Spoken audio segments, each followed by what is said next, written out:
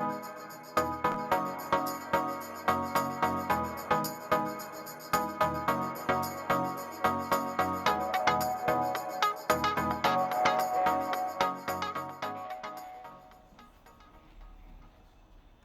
morning, everybody. I hope everyone has found a seat. We have to start halfway on time because I am also happy to greet everybody who is joining us online. So this is a hybrid event, and we are very happy to be back after 2 years of absence, but there we were still a little bit present online. I want to give still a special greeting to our colleagues from Cannes. They're here numerously and they're very dear to us, and I want to give a special greeting to its president, Catherine Trautmann, also former Minister of Culture of France and Mayor of Strasbourg, and one of the reasons why the observatory is located in Strasbourg as part of the Council of Europe. It had to be said. So very welcome. And the brand new executive director, our dear colleague and friend, Susan Newman. And with this, I also would like to say some words on the observatory, very few. Mainly, we have a birthday. We are 30 years old, and that is why, in addition to publications that I hope are very useful to you, you will also find a little birthday notebook and something that, no, it's not a shower cap. It's not a shower cap. Those of you who have a bicycle will know what it is. Okay, so much for that. I would like then to get a bit more serious and really warm you up for the event, which is, as you know, on the circulation of European films. And our subtitle is "Availability Enough Can and Shall Be Understood from Two Different Angles." On the one hand, is there enough films available? That's, I think, a question where we have a lot to say as observatory, because we have hard data, which you find also in the focus and many other publications that we have. But then, that's not the only question. There's also the question, is it enough to have films available? And that's yet an entirely different angle. And we want to cover both in today's event, and we want to do it in the following way. We start with the first interpretation of our question and see, do we really have enough films available? So a certain market angle mainly. As you know, we have a database called Lumiere VOD, which helps us a lot to verify and to get, I would say, as close to the truth as one can at this moment. And you will have a snapshot presentation by our colleague Patricia Simonis, who will a bit share those findings. And then we will have a panel who goes into more details. And I would like to introduce our panelists. We have Sabine Kermali. I hope I did not too much butcher your name. She's the Executive Vice President for International Distribution in TF1 Studio. We have Mathilde Fiquet, the Secretary General of the European Audiovisual Production Association, CEPI. We also have with us Joan Sala, the Head of Programming at Film In and Festival Manager at Atlantida Film. And last but definitely not least, we have Mark Smith, who is the co-CEO of CineArt. So that's our first panel, which will be moderated by Martin Kanzler, who is the deputy head for our market information. And after that round, we take a next step. We're looking a bit more at the legal angle. And this is where the film issues leave also the market side, and we really see what's the European framework, because the questions that we have are important. So we will have a little introduction as to what this legal framework is and looks like. And that will be done by our colleague Sophie Vallet, who is the senior analyst of our Department for Legal Information. And then, of course, it makes sense to move not to a fireside chat, but I would rather say to a poolside chat, and you will see why. And for that, we're very happy to welcome Giuseppe Abamonte, the Director of Media Policy at the European Commission, who will embark in a, I would say, bit informal discussion with Maya Capello, another colleague of the observatory who heads the Department for Legal Information. So then you will have pretty much an idea about the frame, the legal frame, and also the intention and possibly already the hopes behind this legal frame. And that's when we can move on and we look forward. And at this point, we enrich the panel by 2 more people because we need there to add also more angles. We need to add the angles of the film funds. So we have for that then Edith Sepp, who will join us, who is the Vice President of the EFAT, and also the CEO of the Estonian Film Institute, and she is this year's President of the European Audiovisual Observatory.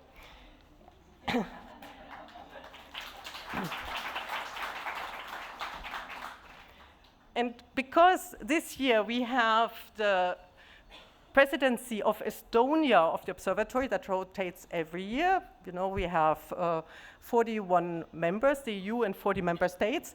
We are also very honored to have the Estonian Minister of Culture with us, Mr. Kallas. Very welcome. I'm very happy that you're here.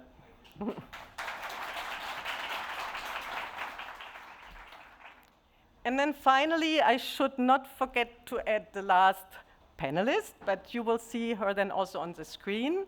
Also, in a way, a neighbor of the observatory, very dear to our heart, Arte. We need the angle of the broadcasters, especially those that are so active online and so European. So here we welcome Amelie Lehnhardt, the Director of European Development at Arte. And I think you have heard enough. You know what that is for. You know approximately what we are doing. And I hand over to my colleague Martin Kanzler to start really the event. Enjoy it. Thank you, Susanne. Good morning, everyone, and welcome to the first panel, the market panel, in which we want to discuss the practical aspects of distributing European films, making them circulate across Europe from a market perspective. In the observatory, being the observatory, we would like to do that with a bit of statistical background. And I'm very happy to introduce to you my colleague Patrizia Simone, who will share with you some interesting facts and figures on the circulation of European films. Thank you, Martin. Good morning, everybody. In order to pave the way for the upcoming panel, it's useful to probe one common assumption about European films. That is that they circulate poorly, or anyway, not enough. Is it true? Well, the answers depend on which angle we decide to adopt, as tracking circulation can address different research questions. Let's first take a look at circulation from a film perspective. Before the pandemic, in the 5 years before the pandemic, on average, a total around 2,000 European films were produced every year. These films were released on average in 3 theatrical markets and 5 VOD markets. Furthermore, 6 films out of 10 were only released in their national markets in cinemas, and 3 out of 10 on VOD platforms. So very few films, European films, benefited from a wider distribution. This means that, yes, from a film perspective, European films do circulate to a limited extent, and much less when compared to US films. But if we switch perspective, the picture also changes. From a provider perspective, European films actually represent a significant share of the film offering, as they account for almost 60% of films on release in cinemas and about 30% of films on release on VOD platforms. In addition, among European films, the share of non-national content is also quite significant.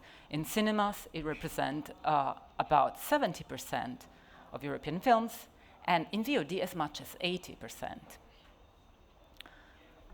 When we look at absolute figures, we also notice a remarkable number, a sizable number of European films available. In the European Union plus the UK, we have every year a total of 6,000 European films on release in cinemas and more than 42,000 European films available on VOD platforms. This means that on a country level, we have an average of about 450 European films available in cinemas in each market, and an average of more than 1,000 films available on VOD services in each market.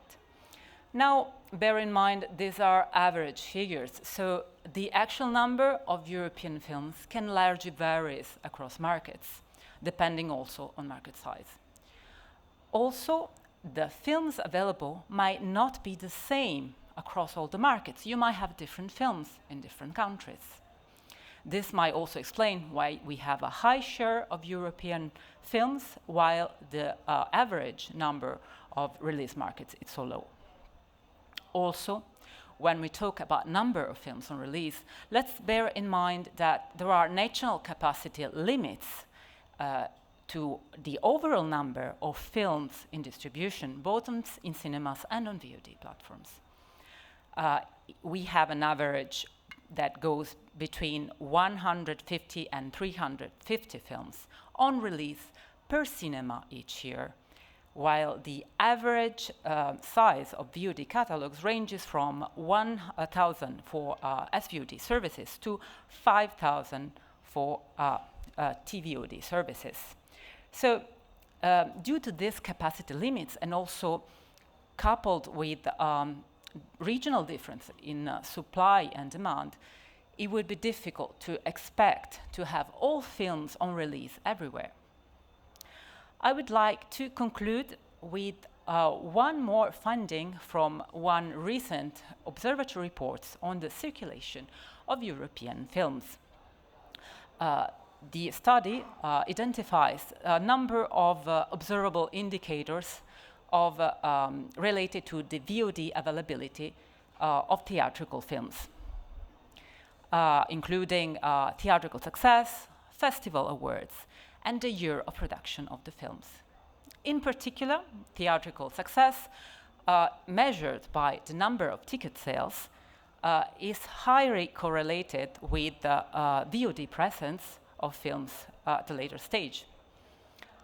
This means that European films with higher than average admissions are more likely to appear to be available in VOD catalogs than films that scored poorly at the box office. So, for instance, only 30% of films with taking less than 1,000 admissions can be found in VOD catalogs, while virtually almost all films taking more than 5 million ticket sales are available online. Another finding is that the number of admission is also positively correlated with the number of VOD markets when the film becomes available on VOD services. Thank you very much. I will be sitting in the audience, and I hope this data can be a useful basis for the upcoming discussion. Thanks. Thank you very much, Pat. I will rearrange to get a bit closer.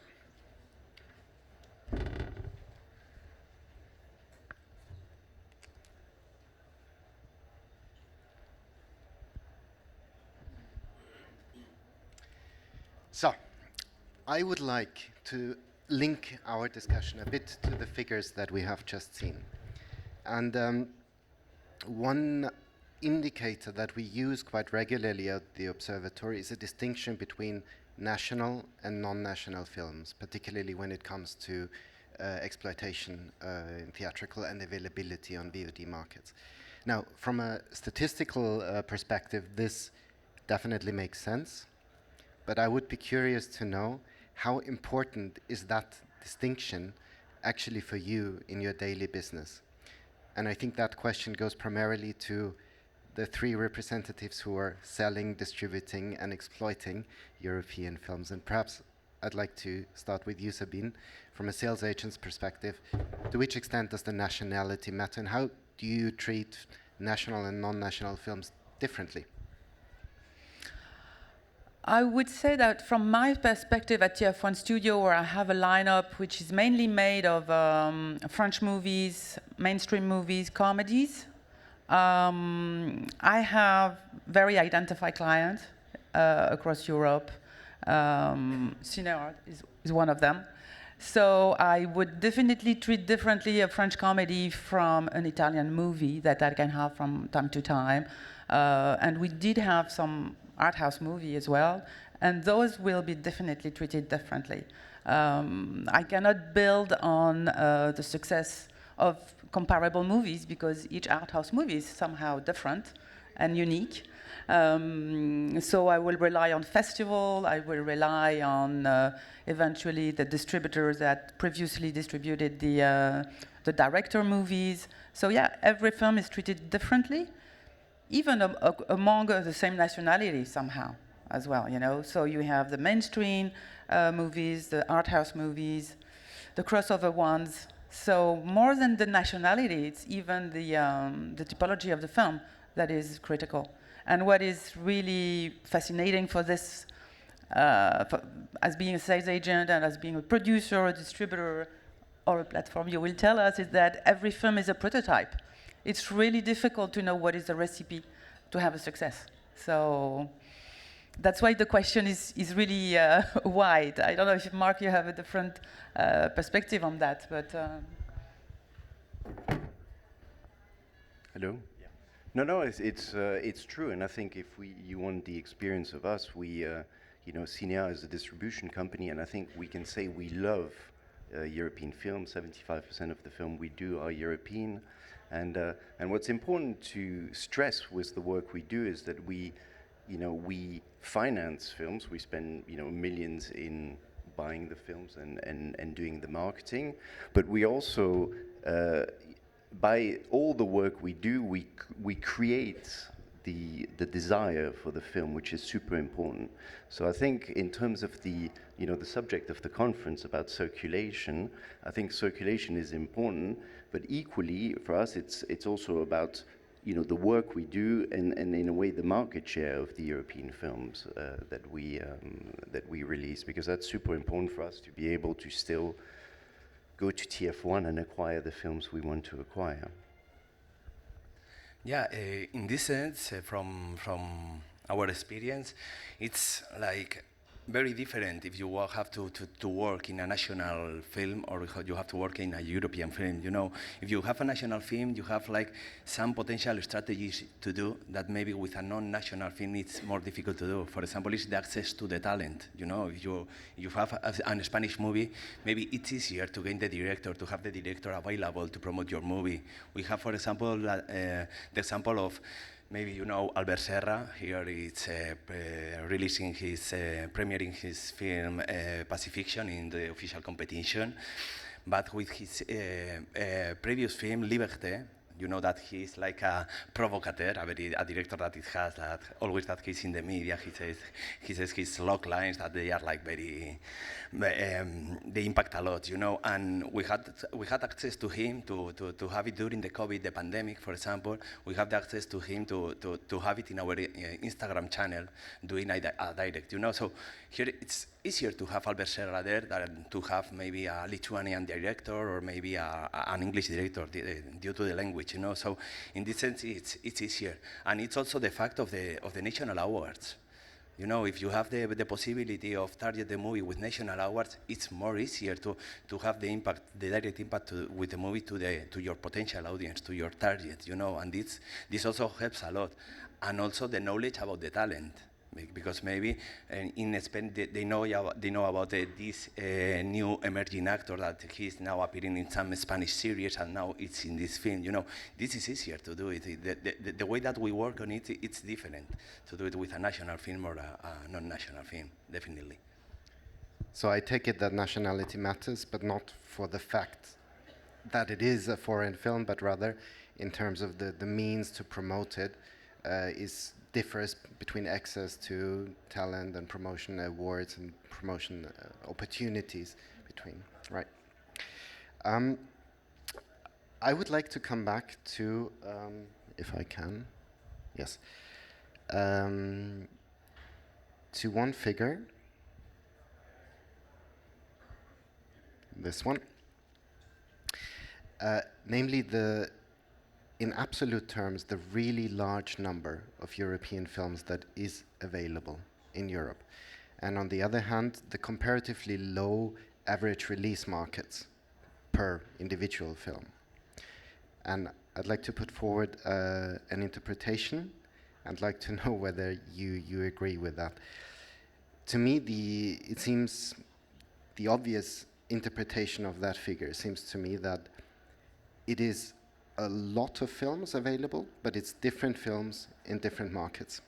And that there is a reason for this. The reason being, on the one hand, that tastes do differ between individual European markets significantly, but also on the other hand, that the European films do differ in their characters, and that they do not cater to a universal audience like US films do, so that the combination of having culturally diverse European films and having diverse audiences would logically mean that it is, from a commercial point of view, not viable to, in theory, make all European films available in all European markets at the same time, simply because there are not enough audiences to audience demand to make this commercially viable.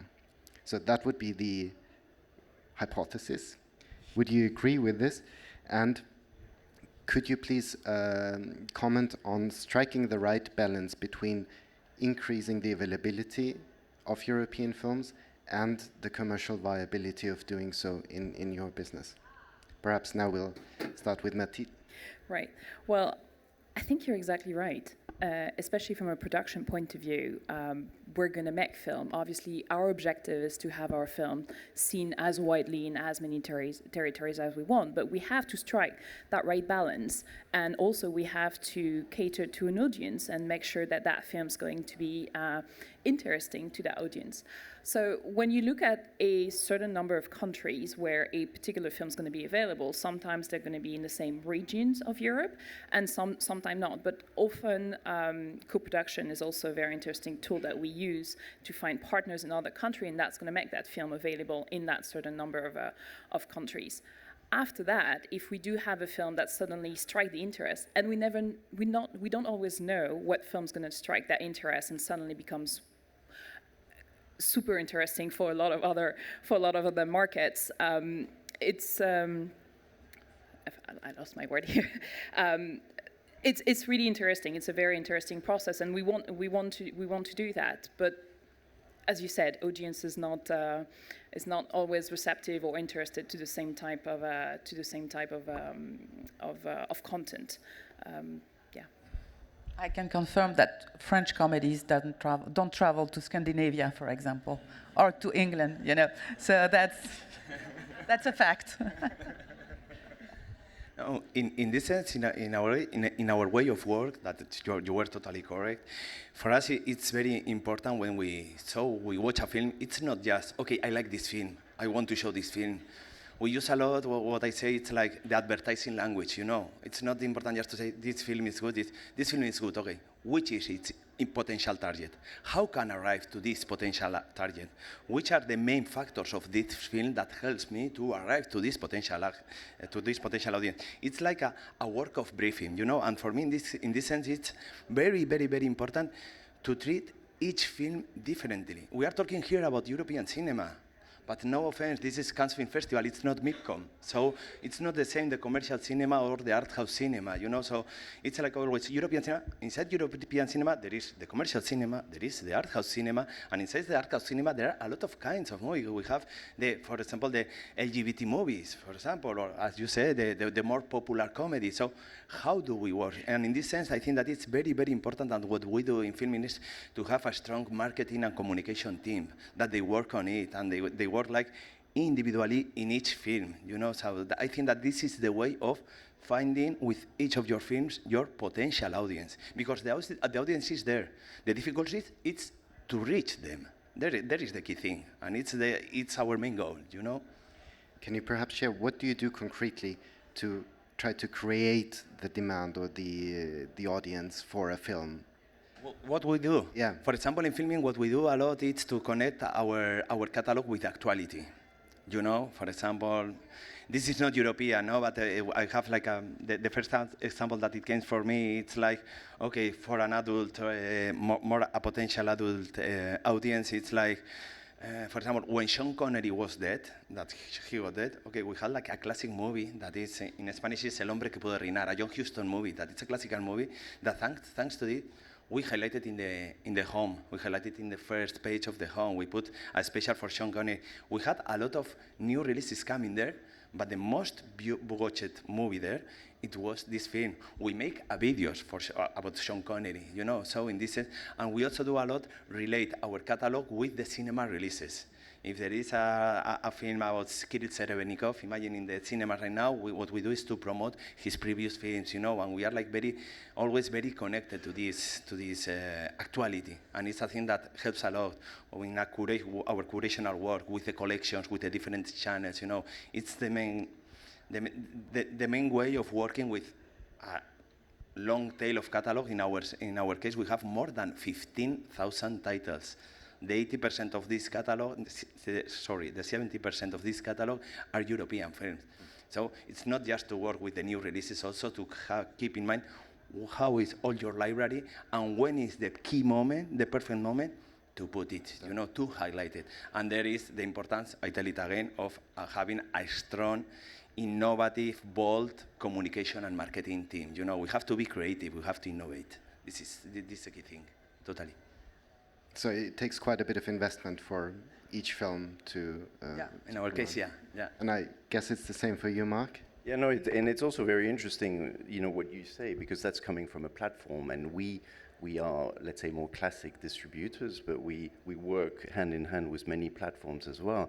And I think, even when you think about a platform and the amount of work that you just mentioned that you have to do, that's also what we do especially for European films. You need to create the desires, as I was saying. And as a Benelux distributor, we are already managing 3 countries, multiple languages, and even in our small 27 million territory, you see that what works in Belgium or what works in the Netherlands is different. Each year, there's probably 5 or between 5 and 10 European titles that seem to work almost everywhere, and that's la crème de la crème. And that it's quite, let's say, similar across European countries. But then you get to the layer underneath, and then it's really what you say about believing in the film, investing in the film, and matching the film with the audience. So we also have, very strong social media following. We call it the Cinear Club or whatever, which we leverage to make sure that people get it. Free publicity, working with the press, with partners, is the relentless work that we're doing, like you're doing, and like the timing, when to release.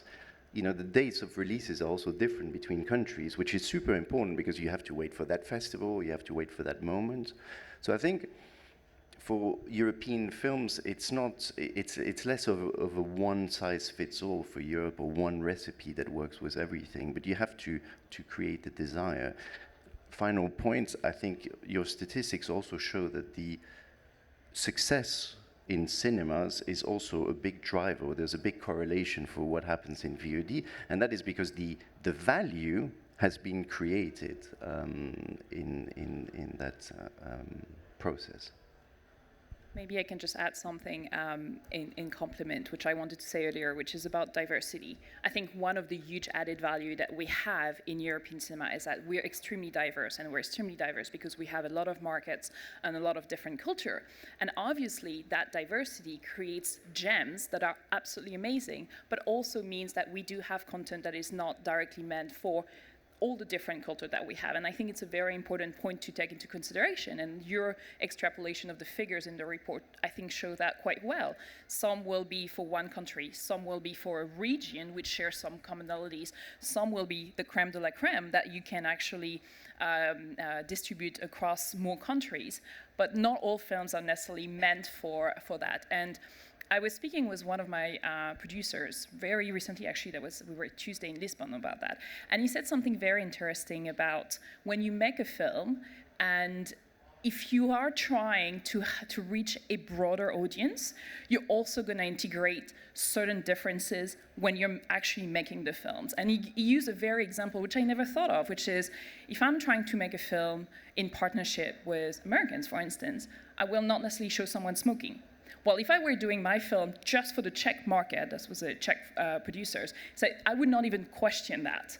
So there are also differences at the production level depending on what we want to, what aspiration we have for our films, but we can never anticipate. It's also going to be sometimes amazing artistic creations, sometimes a huge efforts in distribution, in marketing the films, in finding the right audience in other countries. But it's not always the case, and it's not always meant to be like that.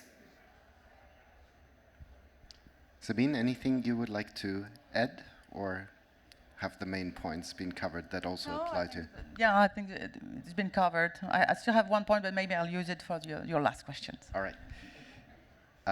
My last question will actually link to what Marc was just saying, to the factors that do help to make films circulate. And we've seen that clearly the theatrical success of a film helps the availability of that film on VOD platforms. And there's one other really interesting figure that I recently learned on our other conference 2 days ago from Laurent Dutoit, a Swiss distributor, Agora Films. Because as some of you may know, in Switzerland, I think it's the only country in Europe where at least transactional VOD services are obliged to communicate also the consumption figures. And he shared with us that in the TVOD catalogs in Switzerland, 20% of the films, 20% of the catalog were films that were theatrically released, and those 20% accounted for 80% of the views. So in terms of consumption, possibly that link between theatrical and VOD success, I'm very happy to have Juan who can actually say something, because these are the only figures that I've actually heard so far.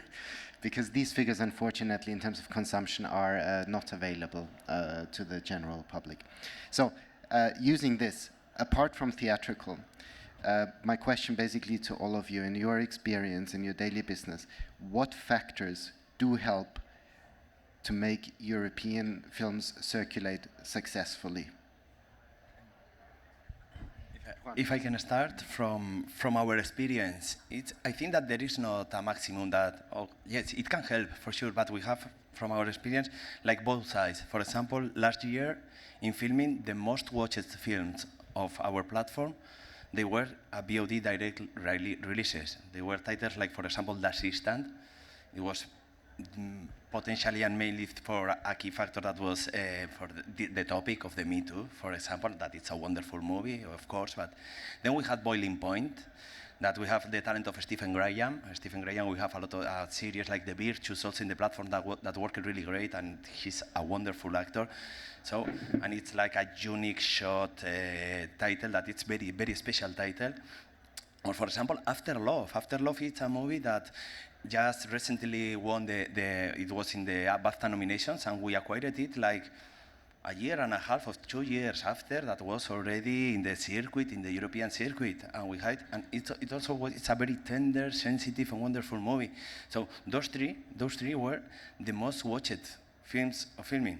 It's important to say also that in those titles that we directly release them in VOD platform, we invest the same or even more budget as we can spend in a film that we released it in cinema. For example, we did an advertising big canvas in the main key locations of Barcelona and Madrid with this title. So I think that it's very important to believe in the content that you have, depending on the window that they have been. In the other hand, we have also the examples of 2 titles like Annette and Drive My Car, that they are also handled by us in Spain, thanks with Elastica Films. Both of them, they came from cinemas, and they have worked also really well. And the cinemas, they did a really good job for this. But with the cinemas, at least in the case of Spain, there is like a key problem that is the window problem. With Annette, we had to respect a 4-month window. With Drive My Car, we achieved to have just 2 months window. Here is a problem, because when you release a film and you have to wait for 4 months, okay, maybe the film has worked great in the theaters, but 2 months after or 1 month and a half after, the film, they are not speaking more about the film. And when it comes to the platform, 4 months after, it's like the feeling of the audience is that it's not a novelty anymore. Okay, now I can watch it here, but it's not like a new release for me, you know? So I think that this is bad for the movie. And Annette worked well in filming. It worked well and it was a success. But we have the feeling that maybe if it had a 2 months window instead of a 4 months window, it would be great. In the case of Drive My Car, the cinemas were a key. The Oscars, you know, okay, but the cinemas and his success in cinemas and how the people started to talk about the movie once it was in cinemas, it helped a lot to have it potentially release, to have a potential release in the platform also. So I think that, again, depending on the movie, depending on the situation, so it's not a general rule. I think that there is not a maximum. Okay, if it's in cinema, it's going to work better, or if it goes directly to a VOD, to a VOD platform, it's going to work better, depending on the case and the situation of the country, for sure.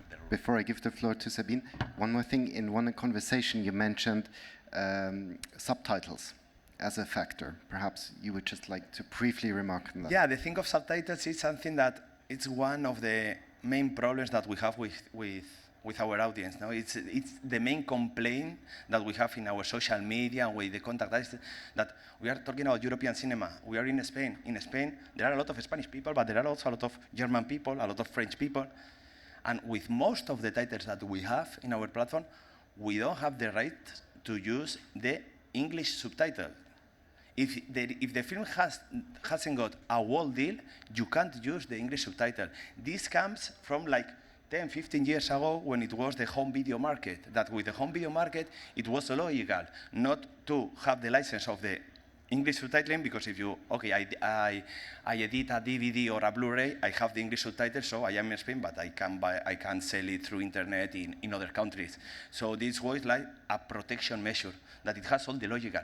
But right now, that we are with the geo-blocking, that we are just licensing to one country with geo-blocking, not to have the possibility of offering my content with an English subtitling, for me, it's like, for us, it's like totally logical. But imagine for the audience that they don't know anything about the market, is how is it possible? I want to watch this movie, maybe I am French, I want to, or I am English and I want to watch, or without subtitles, or with English subtitles, and I can't. How do you explain to this audience that you can use it? So this is a thing that we have urgently to change, because this is accessibility. And this is what we are talking about here in general. So this is one thing that it's an urgent matter to change it. Yeah, totally. Thank you. Sabine. Yeah, I just wanted to say that when I'm selling a program, I'm pitching differently if I'm talking to Mark, or if I'm talking to an Italian, or if I'm talking to an American. So I think that what will help really the circulation of European film movies is really to trust all the local distributors or platform that will really adapt what I'm selling them to their local audience. Even though we have successful story of movies that have been traveling all around the place, we also have stories of movies that have been so successful in theater in certain countries because the distributor made an incredible work. Whether it was a passion project, whether it was a timing, whatever reason, those films will live forever. I represent a catalog of 1,000 titles. Out of them, I still work on titles which were produced in the 30s. So the theatrical release, trusting a distributor to make this film live for long in a territory, I think is really essential. I guess you confirm? Yeah, and I think also to your question about that it's always funny how numbers seem to always come up with the 80-20 rule that you just mentioned before. And to your point about curation, the platforms, if we look at the way our films get consumed on the platform, you always have the top bit on a platform, the carousel or however they call it, and you have the top 10. And it's almost a self-fulfilling prophecy that people will tend to gravitate towards what's in the top 10.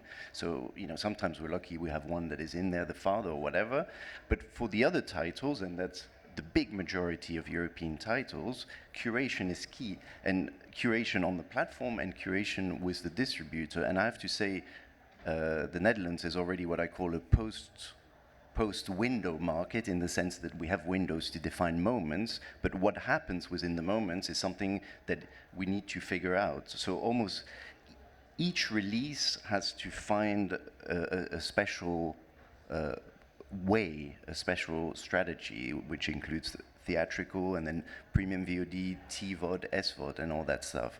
And final point is that as much as we work hard to make a film work in the cinemas, we also work in partnership to co-invest with the platforms to make sure that our titles get also the attention they need.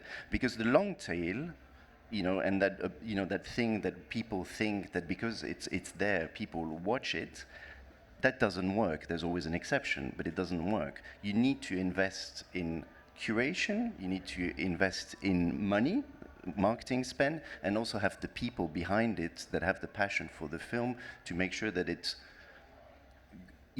gets a slightly better result. So I think that's crucial. Please. Just a statistic that I discovered earlier this year. It was an analysis on the consumption of the title on the platforms. There is a huge choice. It's like 50,000 titles. Over a month, guess what is the percentage of titles that have been seen once? I think 10? Yeah? Anyone else? So maybe, Christine, you're pessimistic. It was 15%. Yeah, it's only 15% of the titles that are watched at least once. So twice, I don't know. Maybe it's 5%. So marketing, inspiring the audience, that's really critical. You cannot just put titles on a platform. It doesn't work. So I guess if I have to wrap up the first panel, Mathilde? Yeah, I think you're making a very good point, and beyond circulation, it's also questions of discoverability, because we also have an increased number of VOD service, and films can be on one and not on the other, and films can be available not necessarily on the top 3 biggest platforms in a country. And we know that people are not going to subscribe endlessly to SVOD, for instance. They're going to have 1, 2, potentially 3, and then they're going to go to other services afterwards. So discoverability is very important, and because, as your study shows, there are more European films available across in other countries. So they are there, but we need to find them. So I think there's also an education point, that needs to be done. I mean, there are tools available which we can strengthen and develop, and the observatory is one, for instance, and we can strengthen the education for people to go on those tools and say, okay, this is where the film is available, this is how I can access it. So that's quite interesting. I think prominence and curation is also very important to make sure that the films that we want to promote are there, but we're coming back again to the point of investment in a country to develop a market, to develop a domain, and that's why the territoriality is extremely important, because you can't just release it and hope that people are going to watch it and hope you're going to recover the cost of the film. You have to make an investment, which then needs to be recouped. So it's an entire process.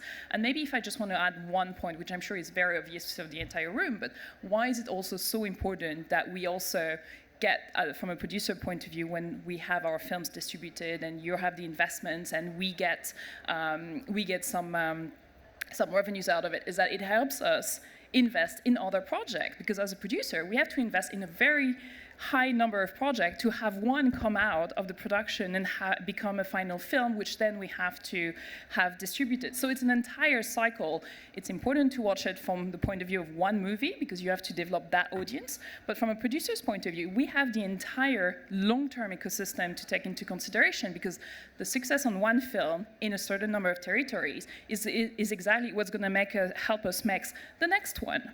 And maybe one last point you mentioned, and you mentioned it, is transparency. It is very important for us to understand what the audience wants.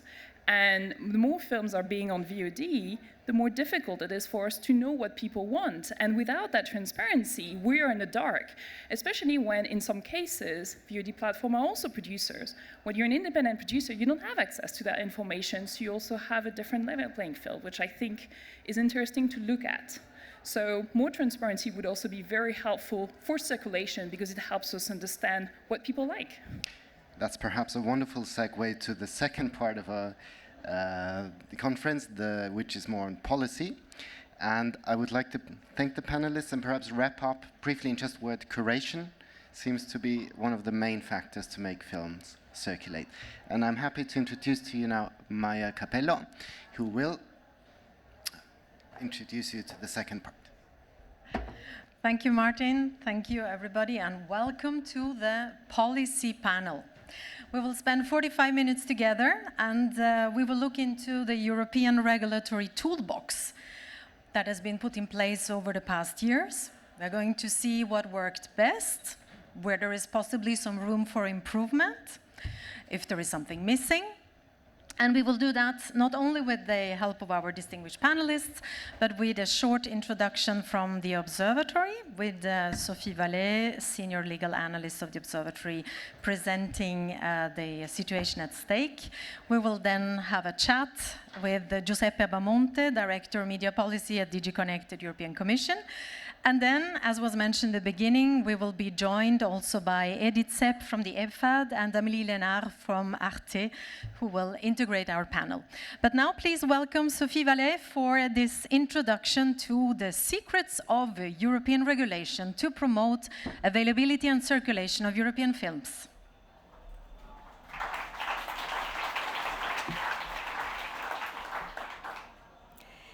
Good morning, everyone.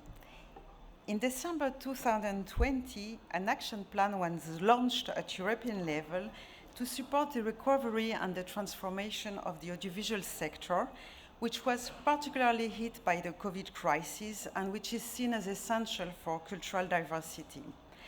Among the action foreseen, one action aimed at ensuring a broader availability of audiovisual content across the EU.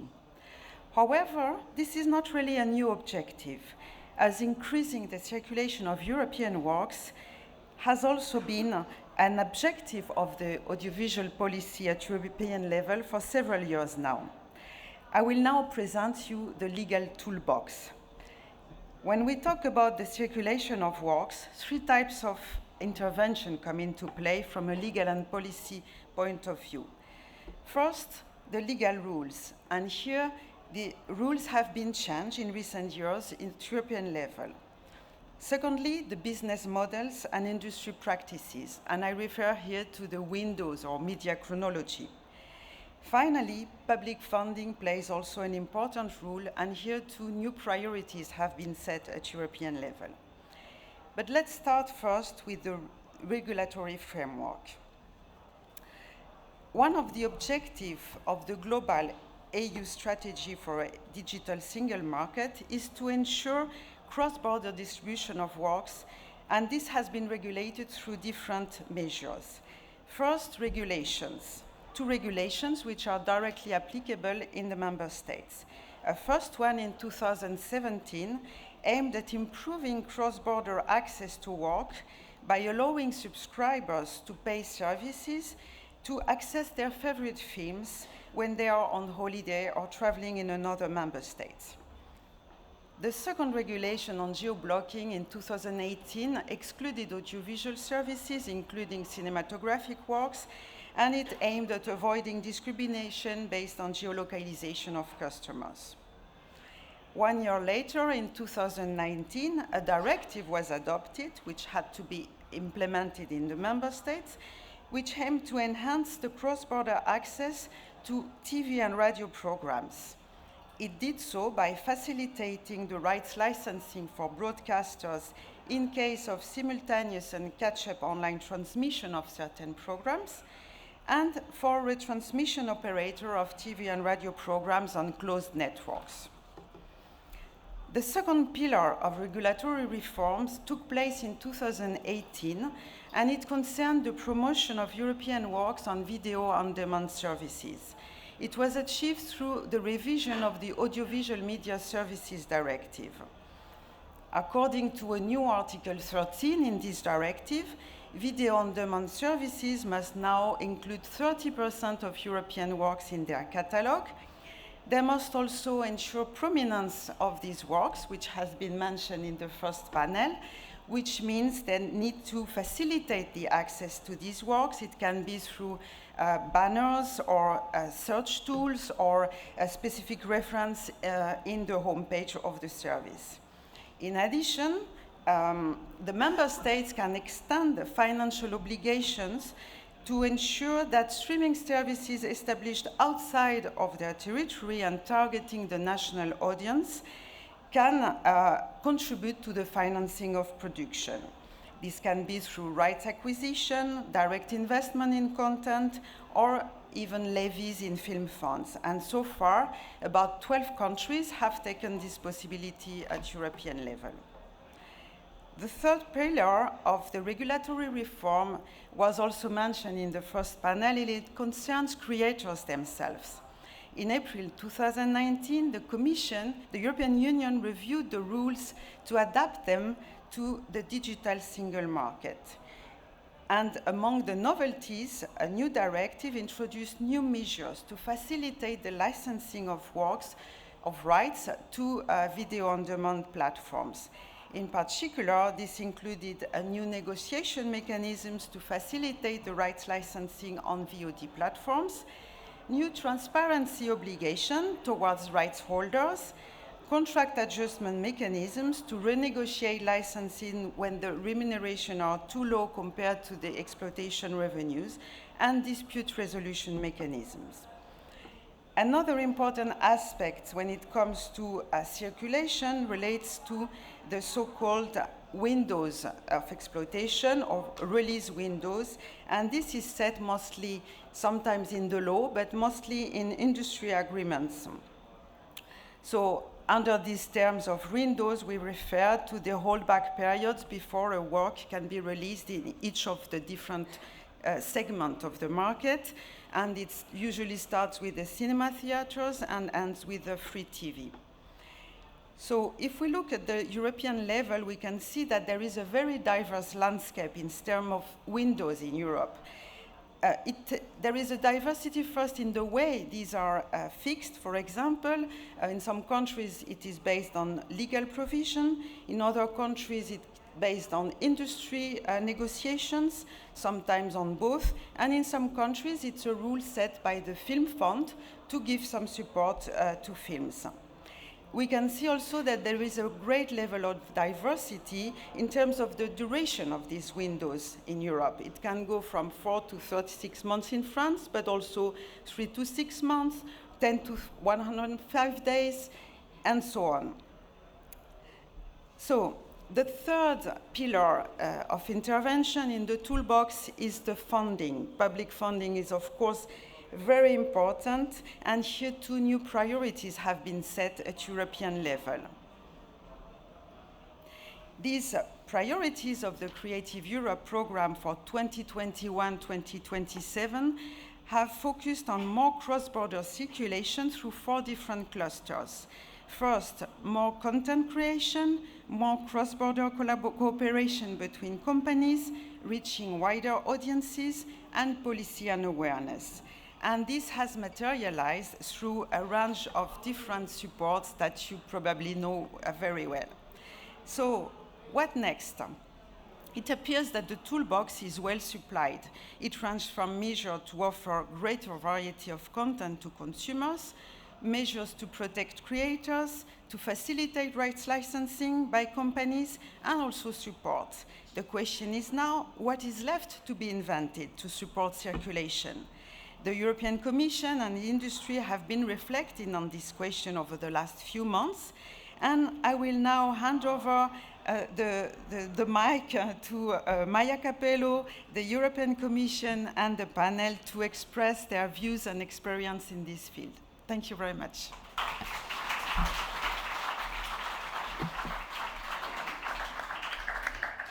Thank you very much to Sophie Vallée. I think we got a clear idea of the variety of instruments that have been put in place.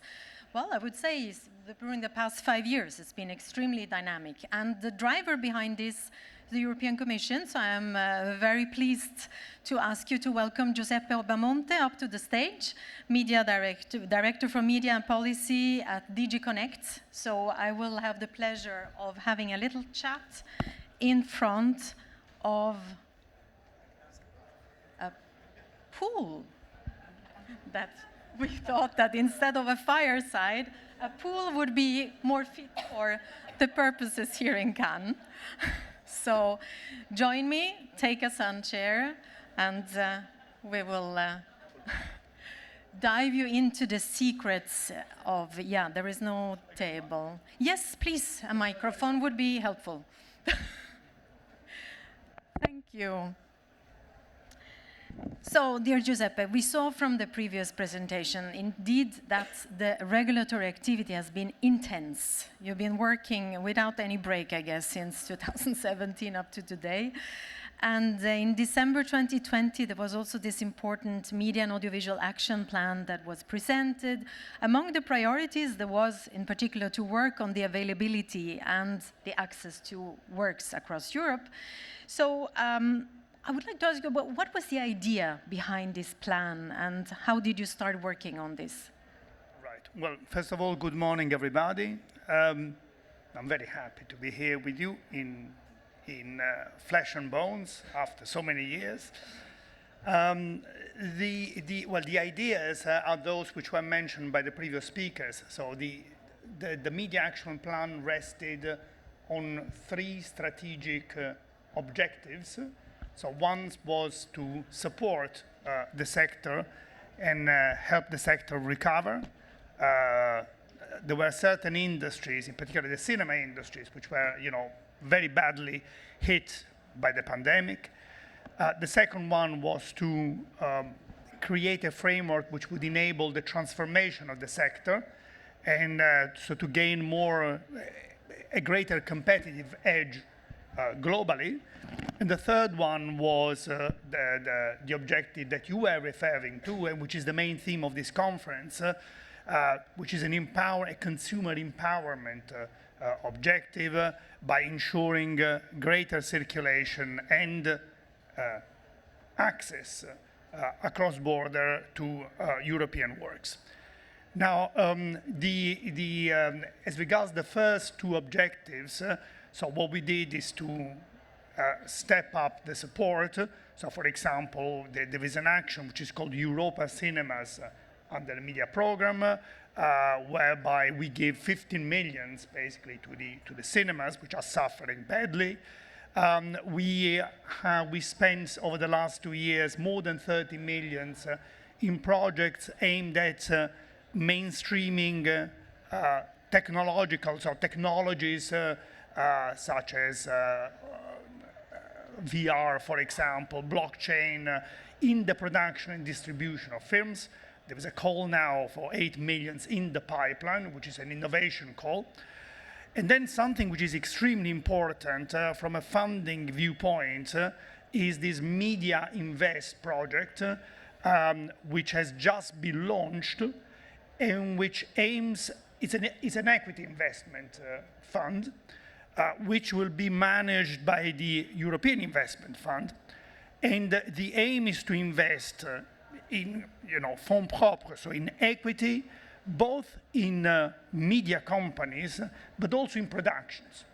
So also in productions, and of course, I mean, it's risk capital, so it's something that will be very much market-driven, and the idea is to invest in productions which are successful and which circulate well across the European Union and beyond. So then finally, if you allow me, on the circulation, we had the dialogue, the stakeholder dialogues on circulation and access to content, which has been paused but is still ongoing. And this leads me to what I actually had in mind, because of course we have read about the stakeholders dialogue, which started last November. There were some meetings, I understand, intense exchanges between the European Commission and various stakeholders from the industry. So now, can you maybe take us a little bit behind the scenes and let us know what happened there? Right. Well, there were a few meetings, so we engaged the industry to come up with some solutions in order to increase the number of diversity of audiovisual works available online across the European Union. So there is the circulation part.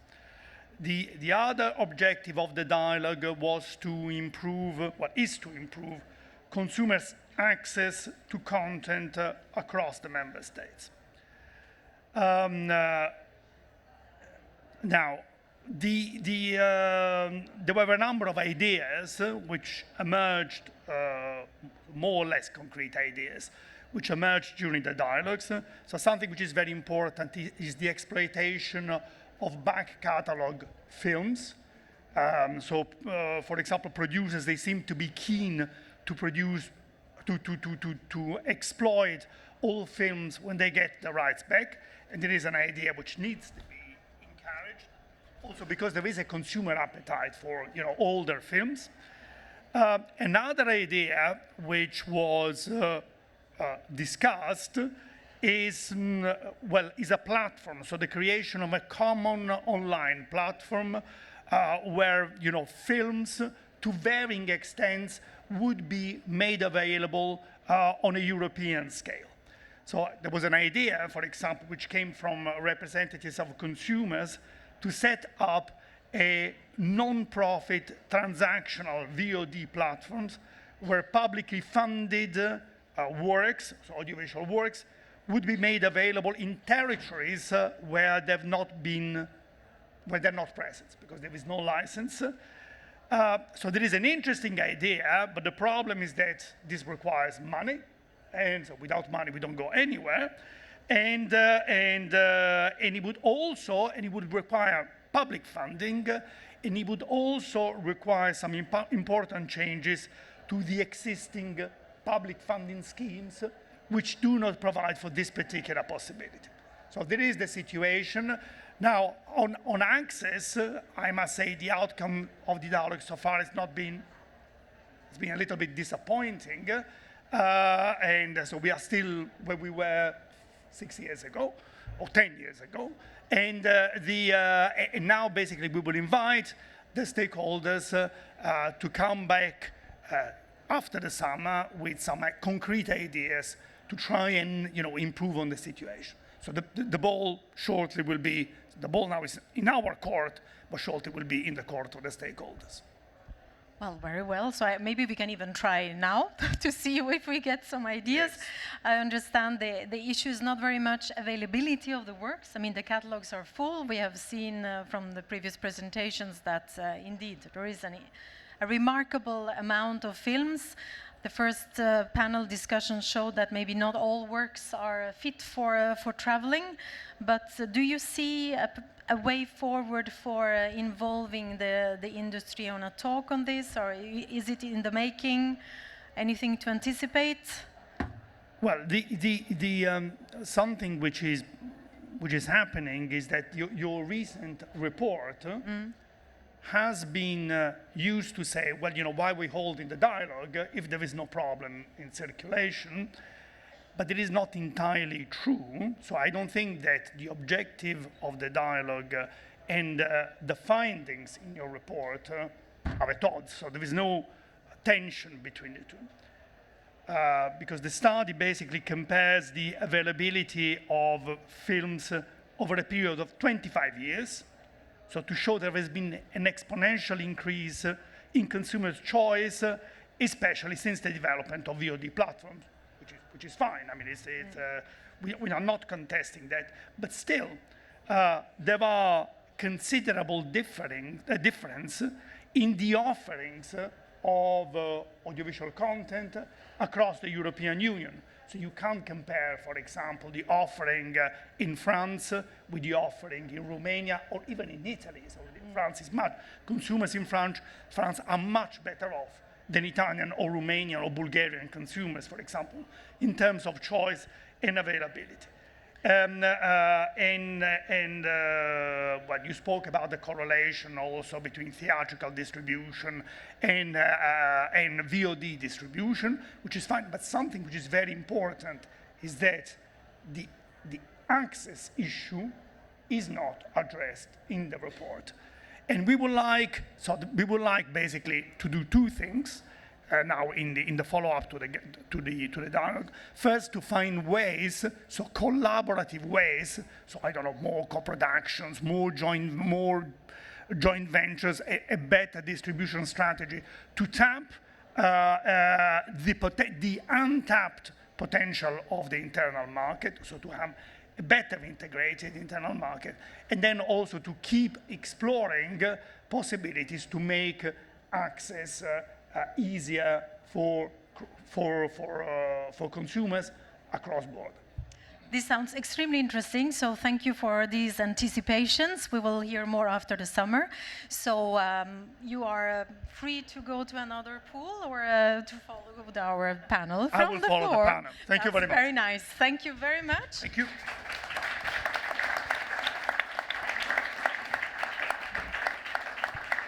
And now I would like to invite two further speakers to join the floor, and that is Edith Sepp, CEO of the Estonian Film Institute and Vice President of the EFAD. Welcome, Edith.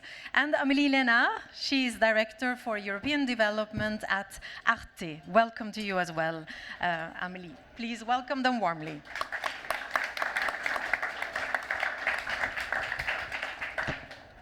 I think I will... So I see you better, and I don't have to give my shoulders to the audience. So we have quite many elements now that we have seen, regulatory tools, etc. I would like to start with a success story. Arte is well known, is a very special public service broadcaster in the middle of Europe. And of course, not everything can be replicated by other players, but let us dream a moment. Bring us to your world, to your magic world of Arte, and what is there, in your view, that can maybe be also be done by others to promote circulation and access to works? Sure. Hi, everyone. I will mention one of our success story, which is the Arte Kino Film Festival. It's an online film festival which started about 6 years ago, which takes place in December each year, and which gives access to a selection of films by young female and male filmmakers European filmmakers. It's 10 to 12 films for a month made available in several languages, and it's a great opportunity for those films which don't circulate that much throughout Europe to reach an audience outside of their country of production, even for some co-production outside of their country of co-production, and find an audience online. And some of the success story include some of the films which have been further to an exhibition through the Arte Kino Film Festival, which have been sold to other countries and have circulated in further festival throughout Europe. So it's a way to really enhance the circulation of European works and European young cinema. Thank you, and also for putting the finger on what is important. I mean, works are produced because they should be seen. If there is no audience to watch the films, then why would the films be produced? So I think this is indeed an important point of view, the viewer's perspective. So this requires, of course, that the works are known and promoted. And here I come to the sore side, which is money. And the question is, of course, well, I look at you, Edith, because you represent imaginatively the money bag of the film fund. So I was wondering, once a film has been produced, let's now not use the example of the French comedies that maybe don't have success in Scandinavia, but Scandinavian noir is very popular elsewhere. So how can this appetite be triggered? And money-wise, how do we avoid that production budgets have to be eaten up in order to promote films, which is an activity on its own? So how are the priorities of the film funds in this regard to make films travel more? Yes, hello from my side. And in efforts, we have been put together the vision for 2030. And one thing, what was quite a radical idea, what we discussed there, and it's just between us, the funders, is that perhaps we should really think that half of the production budget should really go to the promotion. It is a little bit too much. People are saying that you're free in your choices and you can do anything what you want with the budget and just take the money, but usually there's not enough money. So, the producers are not very happy if we are going to say that, yes, we actually take it from the production line of budget. So, but the idea is that we don't perhaps put enough money also. We don't help them enough, from the film fund side to be on this market. And especially when you mention the smaller, or let's say the art house films, then yes, the one thing what we talk here is the prominence, and we have to make them more visible, and it's not about accessibility. But it's also that, don't you think, it's more like a question that we are starting to lose the connection with our audience also, that the younger audience who is coming, they don't really know our heritage film. They don't have the knowledge what kind of films we do and why we do the films the way we do. And that's why they don't want to really, perhaps quite enthusiastically watch all the art house films. Because I think nationality is one thing what we talk about, but we talk about the communities more these days, that 18 years old Estonians are more connected to the 18 years old French. But if the 18 years old French don't know anything about the history of Estonia, for example, and this is just a random example here, then it's very hard for them to understand why we are doing the films like we're doing.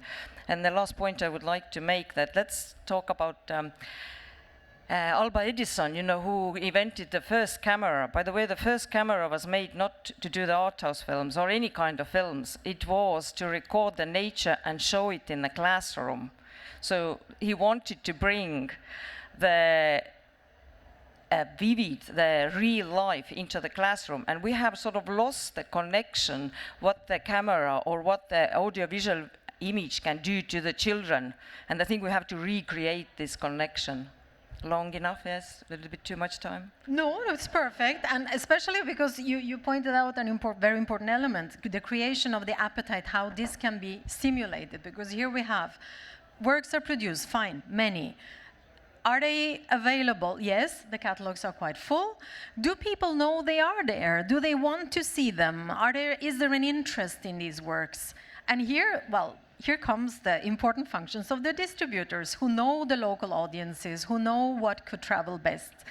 But we have seen that, and that is a bit the center of the conference today, what about those works that are not available because they are not sold, they are not distributed? What if there is an appetite because, I don't know, via social media you hear others talk about a film, you would like to see them. So how can a cross-border appetite triggered by a TikTok video, or just to use the example of the youngsters, be satisfied? I would like to hear from Sabine Chamali and Mark Smith on this, to have the perspective of the distributors and the sales agents, to see what is your driver in order to make sure that works reach their audiences across the borders. Sabine, you want to start? Yeah, well, you know, I'm here for that reason. I mean, not here on this stage, but here in Cannes, to make sure that I have a couple of movies that Mark needs to give me an answer on. But that's my job all day long. I mean, you know, to find a distributor, to make sure that the consumer in Belgium and in Italy and all around Europe will see the movies.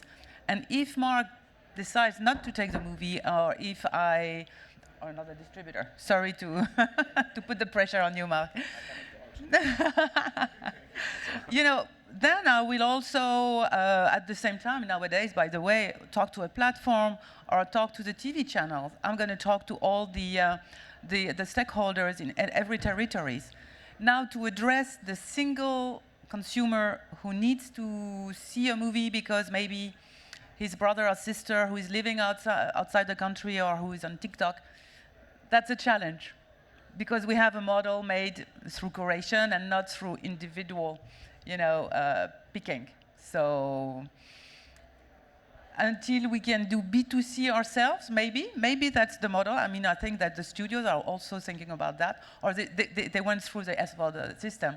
But there was a time where we were thinking that the studios would create their own website where they could address individual consumer around the world.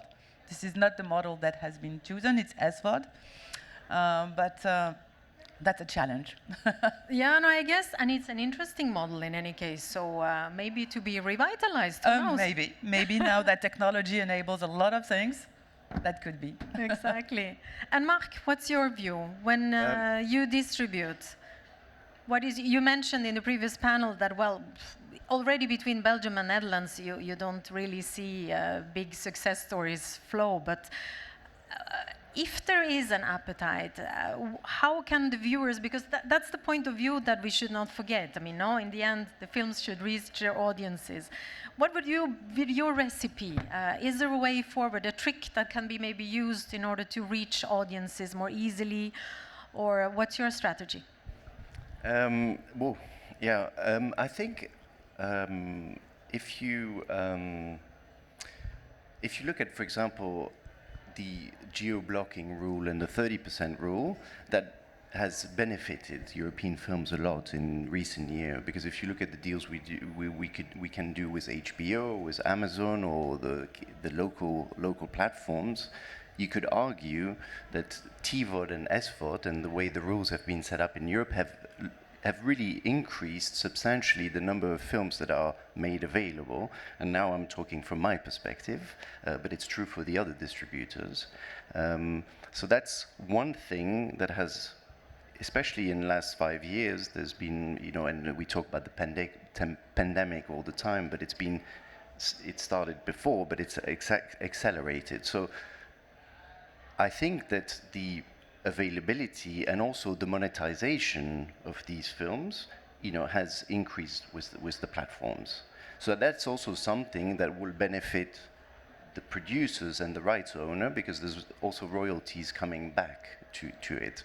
We also acquire a lot of library content, and we buy old films. And the old films we have, you know, for example, bought the Almodovar catalog from TF1. We have Wong Kar-wai, that's not European, I get that. But, you know, a lot of our auteurs, we buy the back catalog, and we are able to bring that library catalog also with our new films, you know.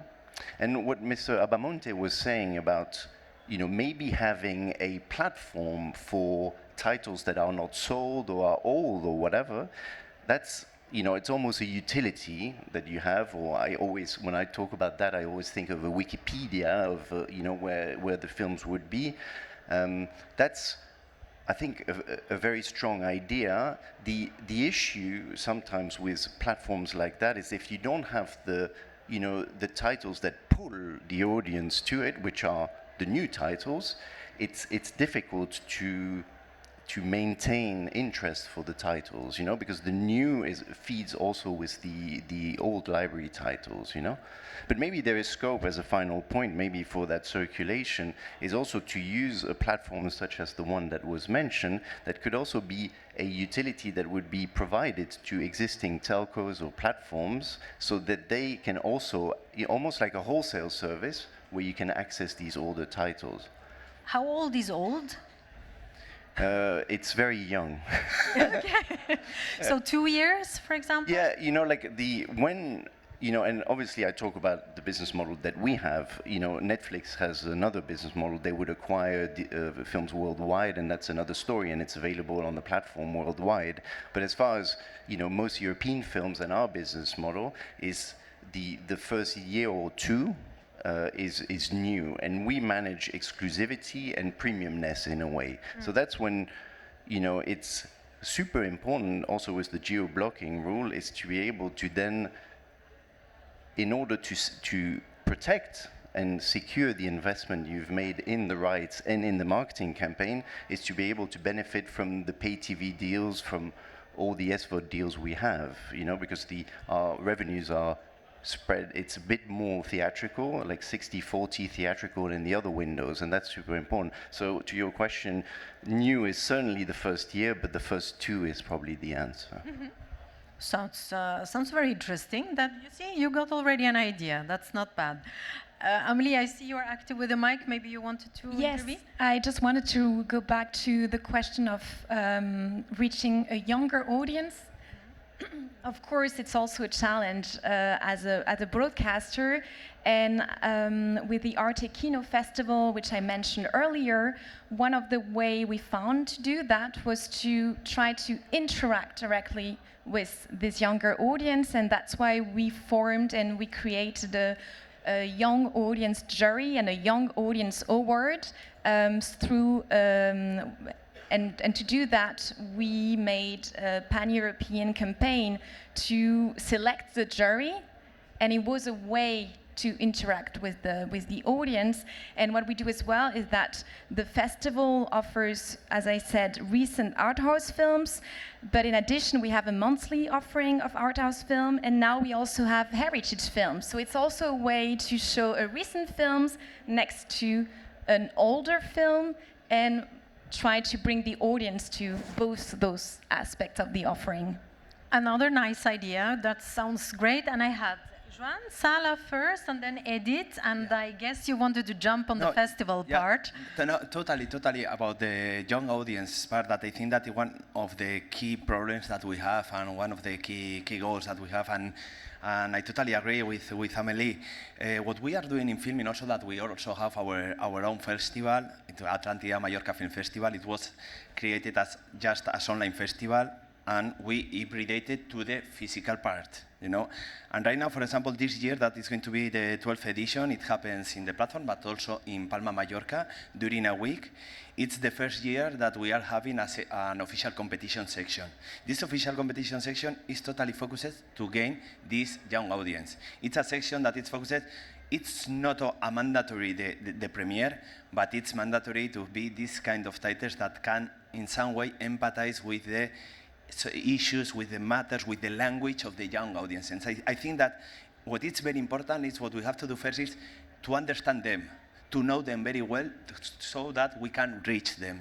For example, me, in my case, in my personal case, I think that when I go to a music festival, for example, in Barcelona, such as Sonar Festival or Primavera Sound, I see that they are achieving this, and in cinema is not happening this. When I go to Sonar, the electronic music that is right now, it's very different of the electronic music that was like 7 years or 8 years ago. I go to the Sonar, to the Sonar Day, and it's like trap, reggaeton. It's kind of electronic music that I can't understand. I don't like it a lot. But then I see around, and it's full of young people dancing this music. So you need to speak their language. That's the thing. The same happens with Primavera Sound. And when we go to festivals around Spain, okay, the theaters can be full, but if you see the audience, it's like they are 30 up or 40 up, you know.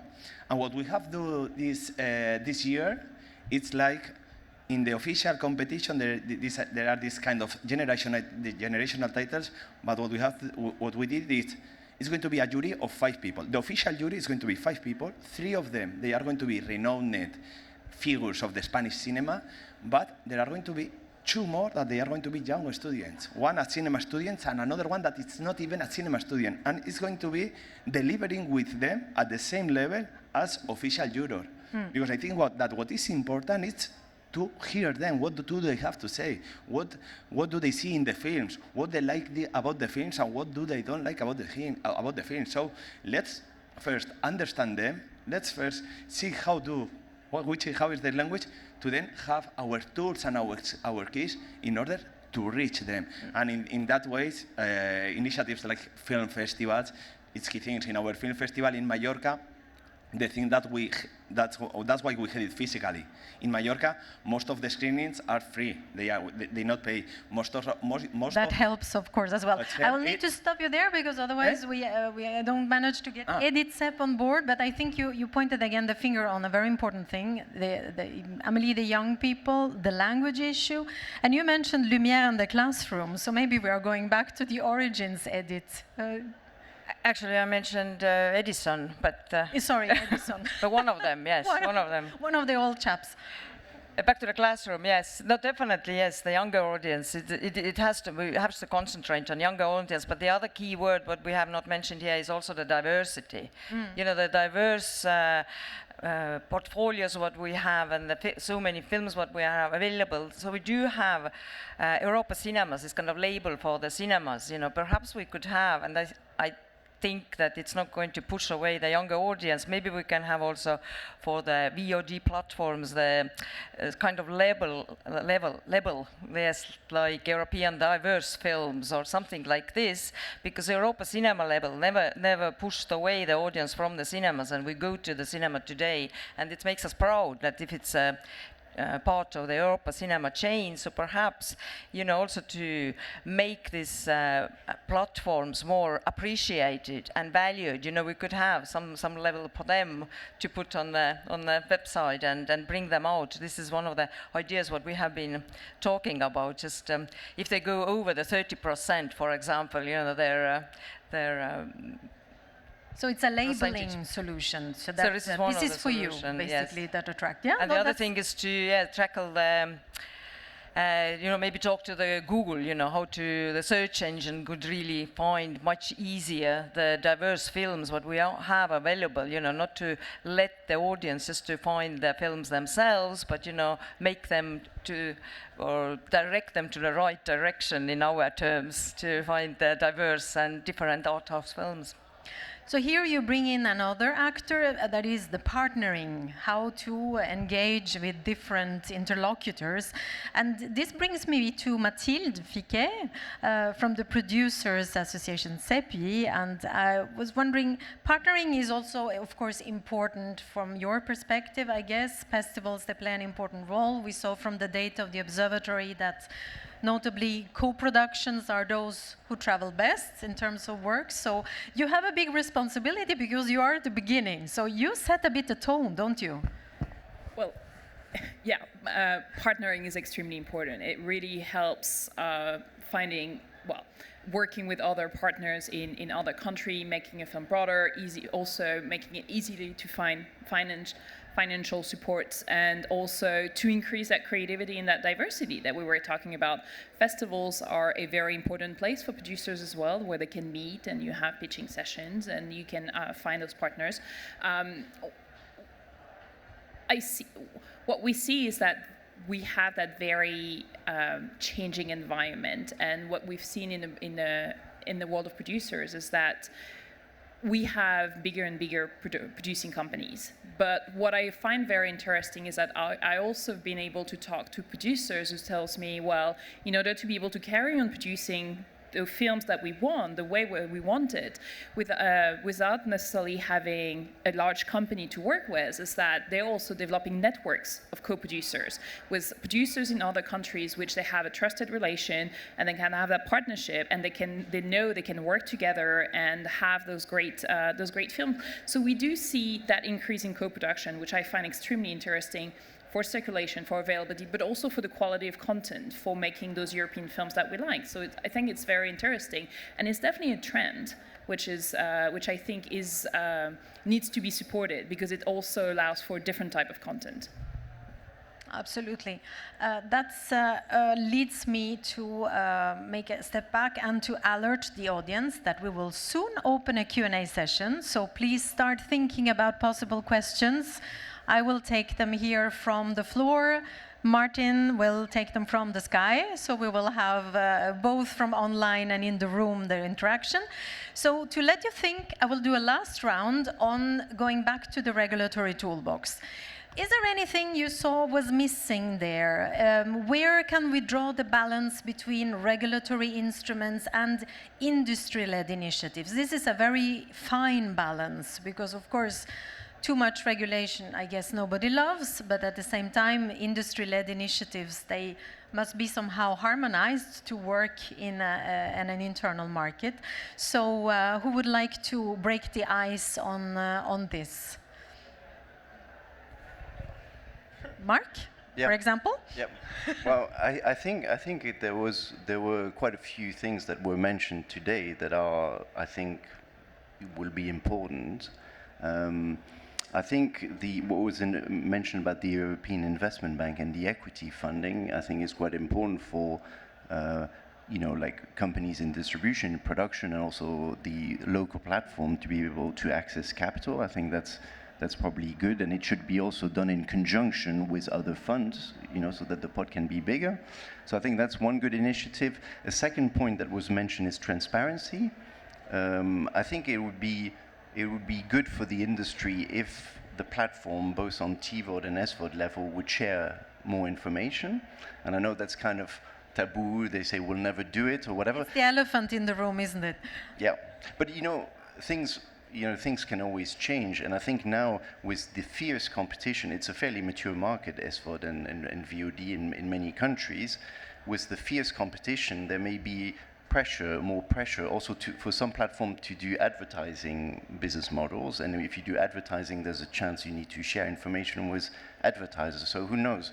Maybe, and I think it'd be healthy for the industry to not only look at theatrical numbers, which are just a portion of the cake, So I think that's an interesting one, and I think probably the European platforms need also to be supported to be more professional, more, have more marketing resources, and that's one thing which is important. And obviously the media plan helps us a lot, so we'll keep that.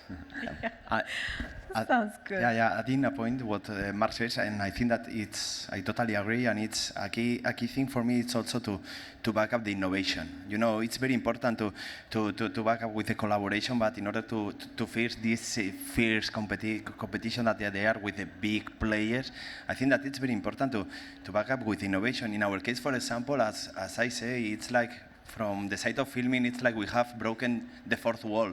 We are a VOD platform, but we have broken this wall, and right now we are distributors. We have our own film festival. We are also co-productors, and we are here in Cannes acquiring also titles in all rights mode.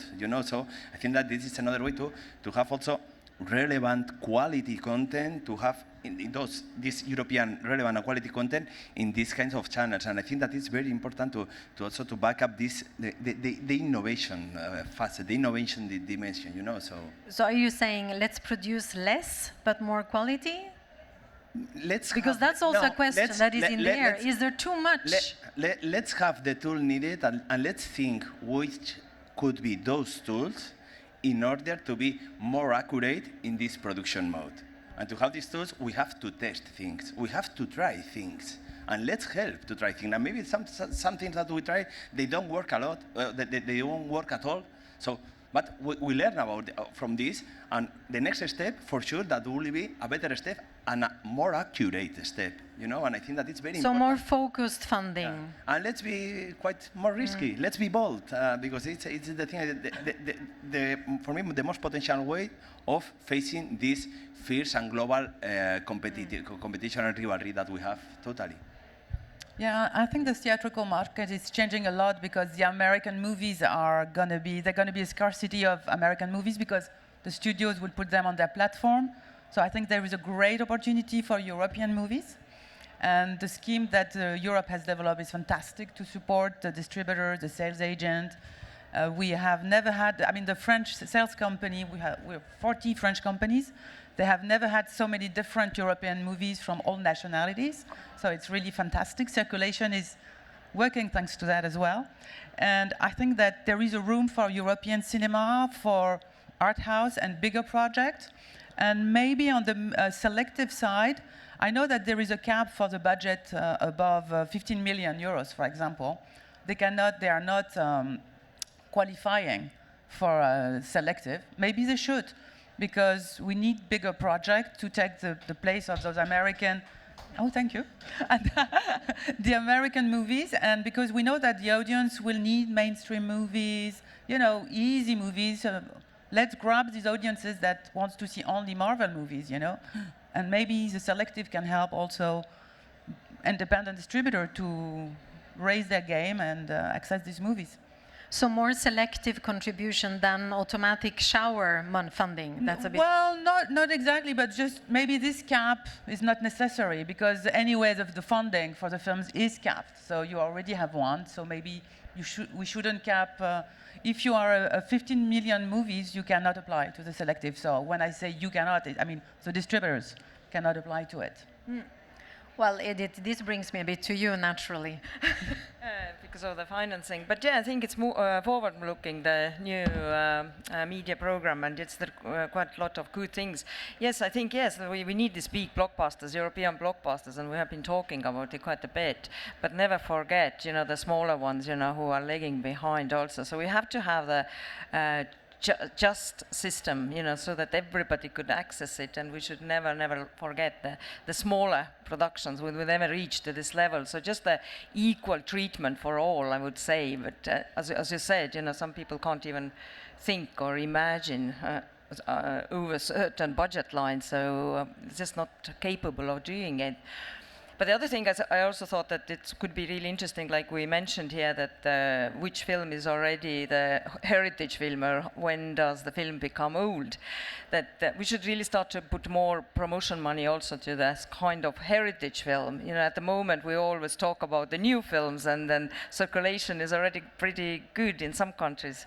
But yes, how do you really promote without money the old heritage film? And we haven't really been doing that. So it's national film funds are taking the risk this time, but you know, perhaps the media program can also move closer to the heritage film promotion. Are there maybe other institutions that could be involved? I don't know, cultural institutes at national level, or to spread a bit the burden? Maybe I think in a national level, many countries are doing it anyway. But it's again, you know, you need to have a bigger thought, or you know, you need to have a bigger idea behind it. You know, doing it on a national level might not fly too high. Mathilde, Amélie, you will leave to the two of you to close the round, and then I open up the floor. So. On your question about the legal toolbox and what can we do for the future, I think that at legal level we need to look at what we're really trying to protect. What are we really trying to make sure that will continue in the next 5 or 10 years in the European film industry? And if it's about making sure that we continue to produce diverse content, making sure that some content produced from smaller producer can still make it because they are gems, they are successful, then we need to really look at what are the trends from the market and identify the areas where at legal level we can place safeguards so that those smaller companies, those smaller films can still be produced and be distributed, and we can still cater to find an audience for them. I think that's where I would put the importance of finding the right legal tool to make sure that that counterbalance to the market trend that we need to identify is there, and we can keep that diversity, and that's very important. And considering, and we've mentioned that today, how fast our market is evolving, how fast our market is changing, but also how much everything is so interconnected. And it is about one film, it is about one release, it is about one type of audience, but it is also about an entire ecosystem. So we need to probably get back together again, rethink, and also trying to anticipate. So probably a lot more thinking together to really anticipate with the funding, with what we're trying to protect, with the general trends, identify where we want to go. So basically, biggest is not necessarily best. No, that's. I think it has to just be room for both options. I think if we start to talk too much about the bigger projects, I think we always have to balance what with the is on smaller market, realities, with the smaller well. and these are medium size and blockbusters. So if we have money, we could have it all. Yeah, that's true. Why choose if we can have it all? Amelie, to you the last, and then be prepared, there will be a microphone circulating. Maybe to react quickly on what was said, I think indeed partnerships and networks are really key. For instance, to enhance visibility of heritage film, we've been partnering with the Association des Cinémathèques Européennes, but that's just an example. I think really partnership is crucial. And to answer to your question, Maya, I think as a public channel with a European mission funded through France and Germany, we have this special position that you mentioned earlier. Sorry, but the public funding, the European funding, we had to enhance the visibility of the European works through subtitles, and as you said as well, through communication and campaign targeted to the different country was really key to make that possible and to reach that pan-European audience that we reach. But for this is costly as well. Do you imagine some special funding for? No, sorry. We actually, because you mentioned the tool through the Europe Creative Media program, and we have this support that comes in addition to the public funding that we get. And this is a crucial addition that helps us reach the pan-European audience through subtitles, through communication, through a targeted editorialization of our online offering. Which was what Joan also mentioned. So subtitling is indeed a key element for Make Works Travel. I would maybe ask Martin now to join me on stage to look at what's happening above the clouds for our online audience. And if there are questions, I see a hand raised. There will be a microphone circulating, COVID-free, wiped. And please introduce yourself and your affiliation so we know who you are. Hi. Thank you for a great discussion. My name is Patrick. I represent a European VOD platform, niche platform small called Cult Picks. We specialize in older genre cult films, and we would love to show more European film on our platform. We're Swedish-based, by the way.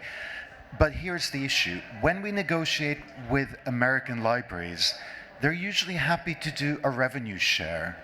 When we talk to European libraries, they typically insist on large upfront minimum guarantee payments, and they benchmark these payments at the kind of Netflix level and Amazon level, and we just can't afford to pay that kind of money because we're a small European operation.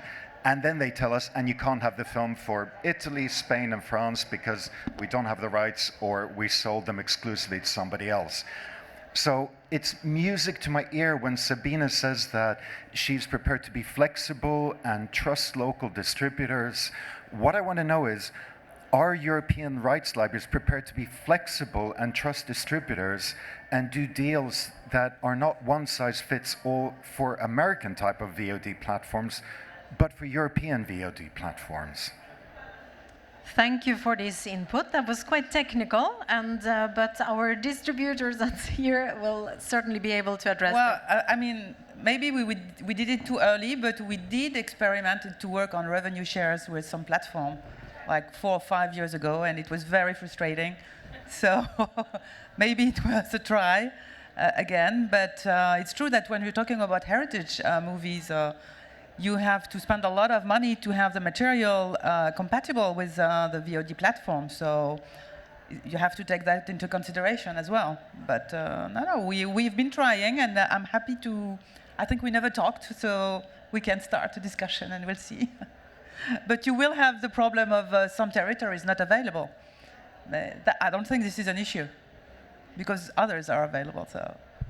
Well, the important thing is that the work is available, so that the viewers who want to watch them can. And you can still talk to the local, the third parties who own the rights in Italy or in Spain.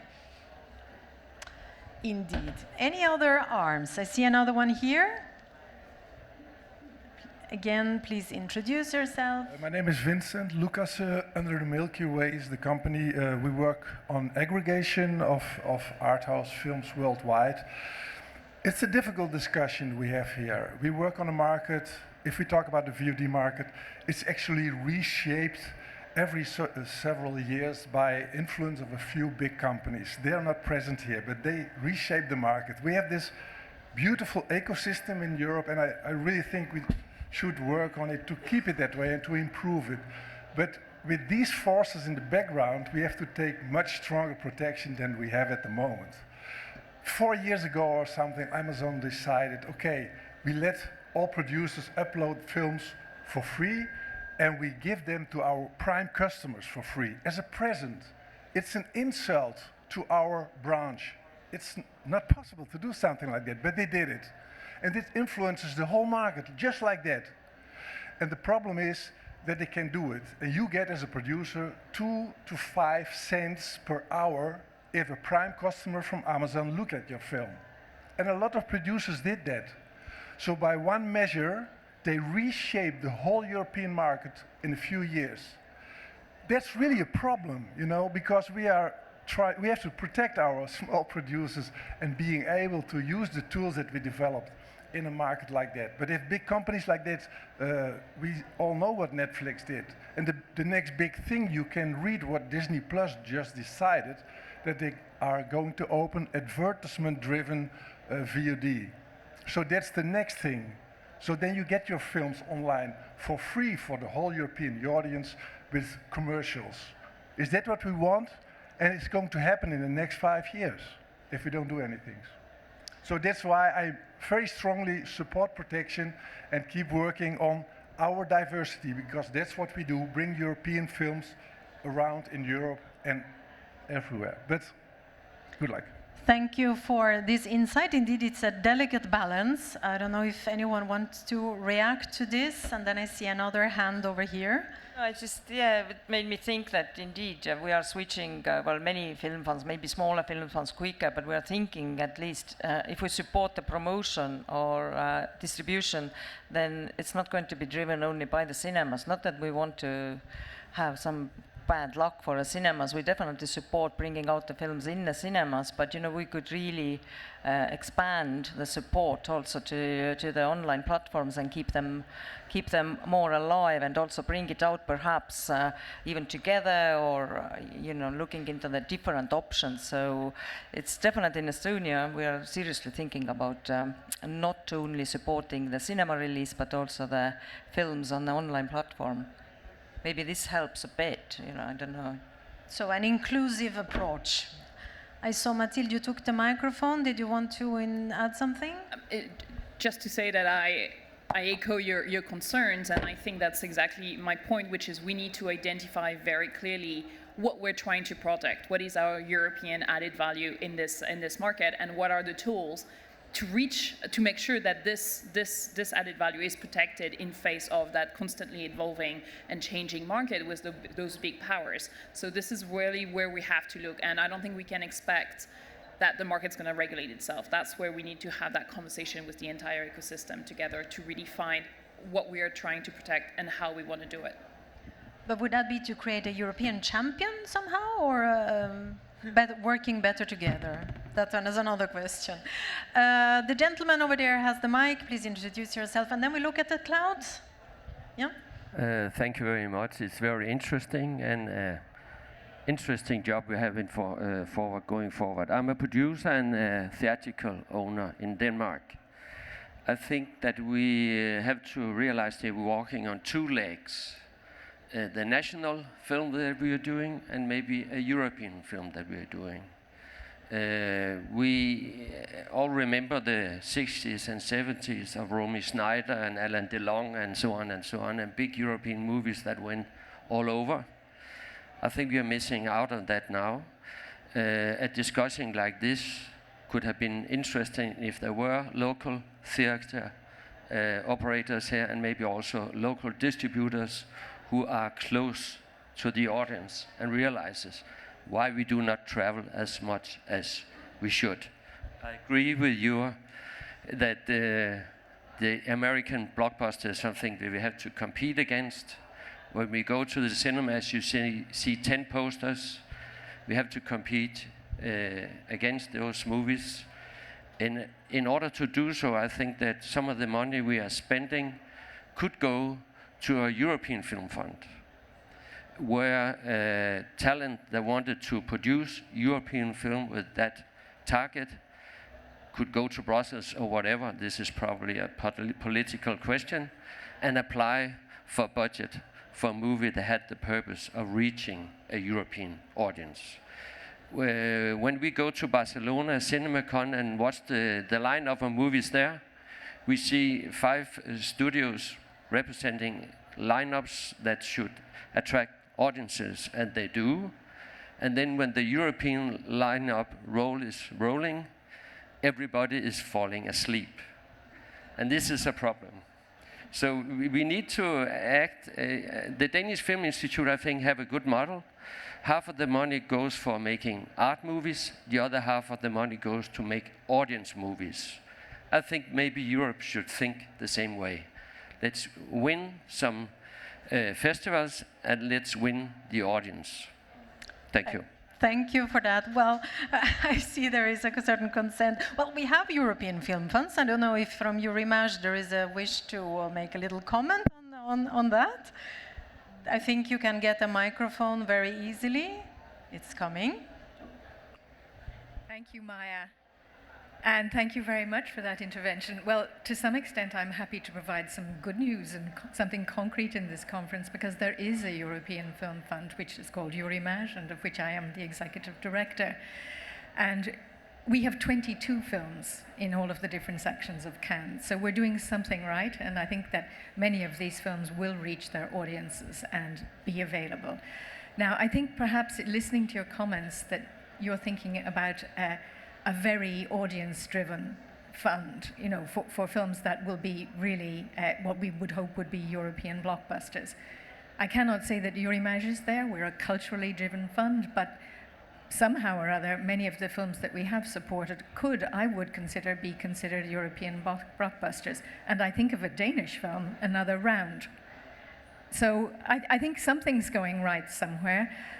There is always room for more help and more money and for, you know, partnering together to make things work better in the interests of European film, and above all, in the interests of reaching out to European audiences and bringing them particularly back into the theatres. But at least part of your wish is already there, I consider. Thank you very much, Susan Newman, for this comment. Just very quickly? It's that 50% goes to the comedies or the audience films, 50% goes to the art house films in Denmark, but 50% of this 100% goes also to the audience building and film education. So they do deal with their young audience. It's a key issue that Denmark is definitely a front runner. So just to point out this 50%. Thanks for this, Edith. Martin, is there something from the sky, or is there somebody else already in the room? I see the topic is successful. Please introduce yourself. Yes, we have exhibition theaters in France, Spain, and Morocco, and the distribution company as well. And according to your figures, European film represents 69% of the titles and represent 27 of admissions. So we cannot talk there is no diversity, but the trouble is there is no audience for this film. So as we know in France, we are we have trouble exporting film because they are not in English languages. So we export French film in Canada, Belgium, and Swiss, but it's difficult to export them abroad. So, some big titles do, but not all of them. I think the key issue is to set up at a European level a proper education of English language, English language for very young people as from 5 years old in all schools in Europe. That's the first point I want to raise. The second point is, as Mr. said, audience films are doing incomes that allow to produce art film. It's important to remember that art film, some of them are doing money, but most of them don't. So it's important not to avoid audience film. Thank you very much for this comment. So I don't know if there is anybody who want to react. Maybe Martin, yes? Perhaps I can link this to an otherwise really sunny sky, because we only have one question from the cloud. Well, the share of European films in terms of admissions has been really stable between 25 and 28% over the past decade. So that is really the market, the typical market range for the typical European film. And it links to perhaps to a question to what do you think about the development in the past 2 years, where in 2020 you saw that European films performed comparatively better in the absence of US blockbusters particularly, and they achieved record market shares in many countries.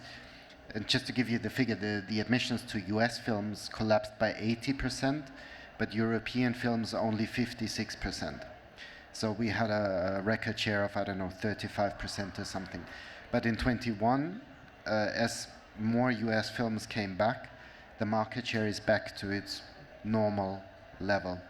And perhaps that's a question to you, Sabine. You mentioned you see an opportunity for European films because you expect that the competition from US films might be a bit less in the future.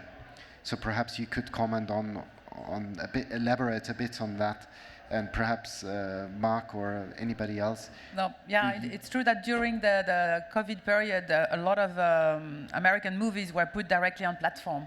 So there was less competition in the theaters.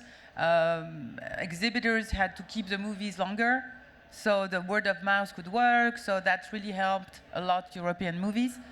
And now the situation is a bit different because older people who goes to non-American movies and art house movies or more elevated movies, they're not back really in the theaters. So at this stage, we are facing this problem. We are optimistic that they will come back.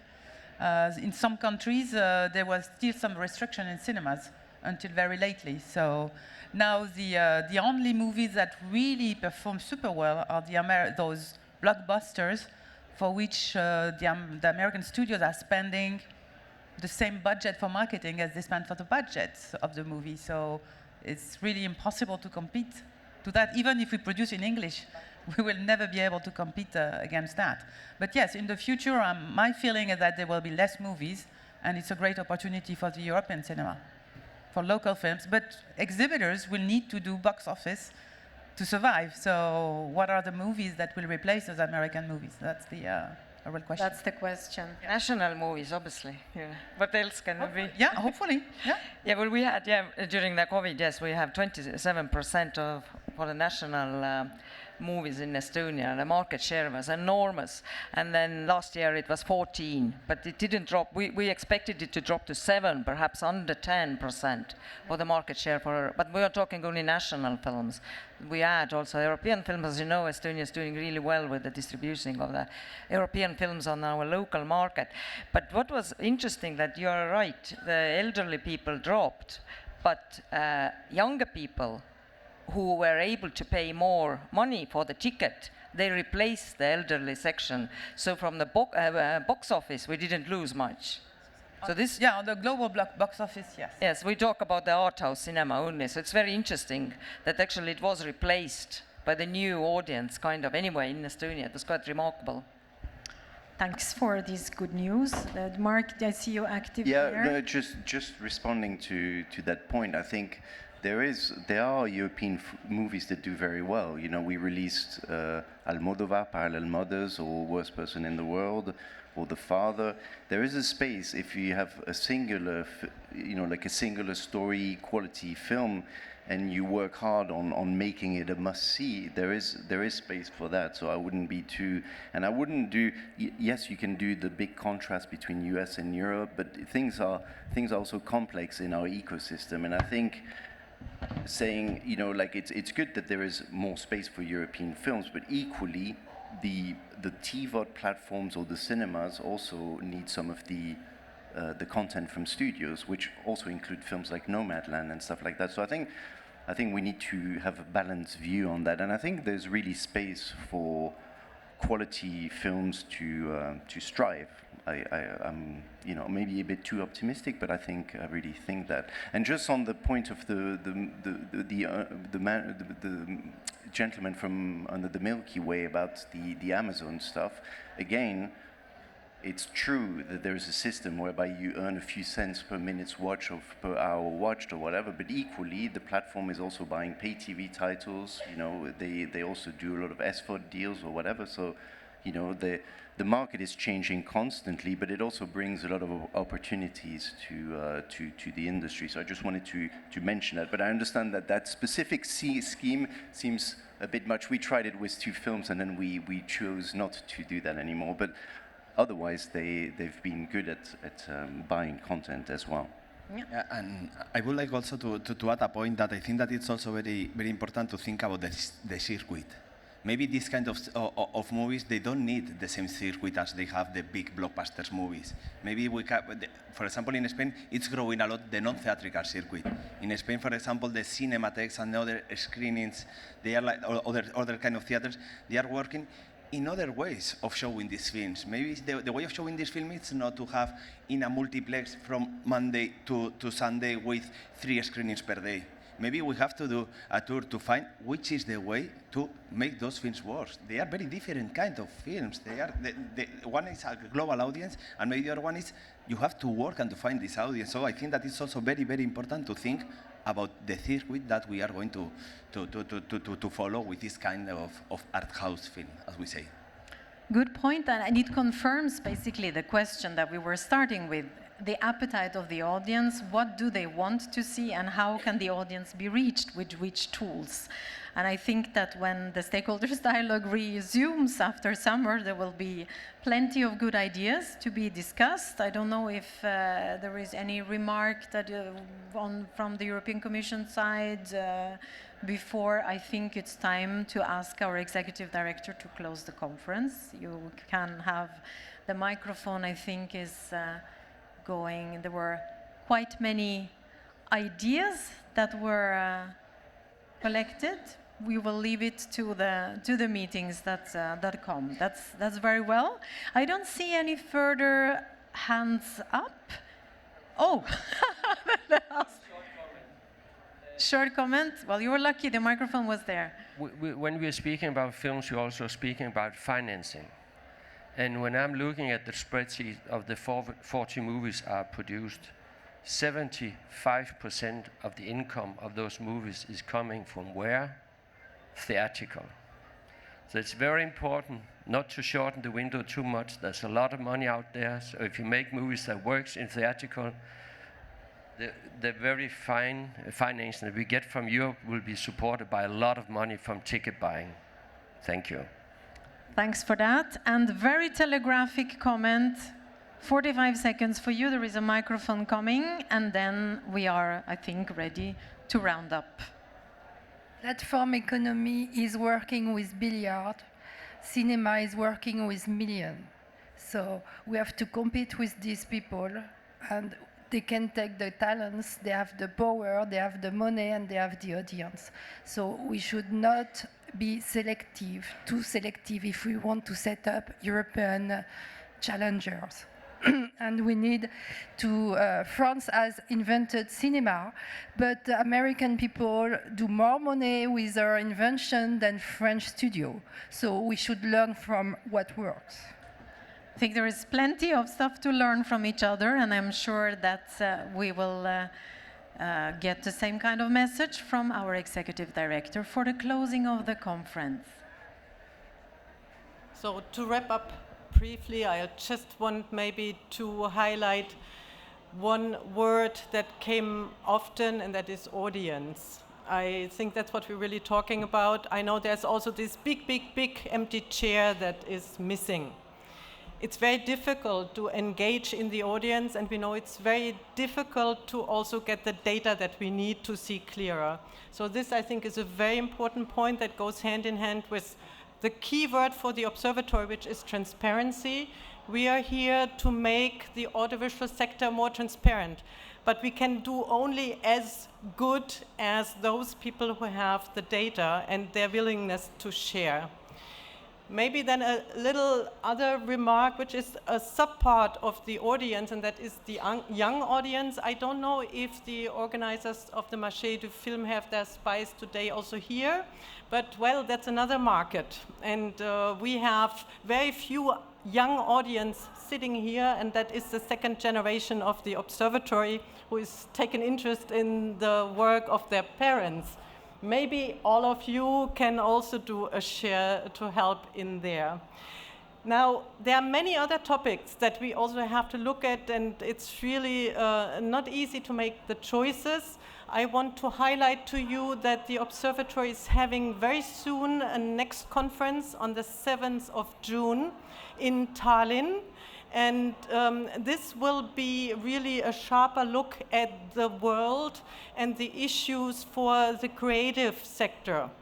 So very specifically those that we all engage in making movies. And this will be my real big pleasure to do that together with Edith and her team in Estonia. As I said, it's going to be a hybrid event, so you can all join. It's for free.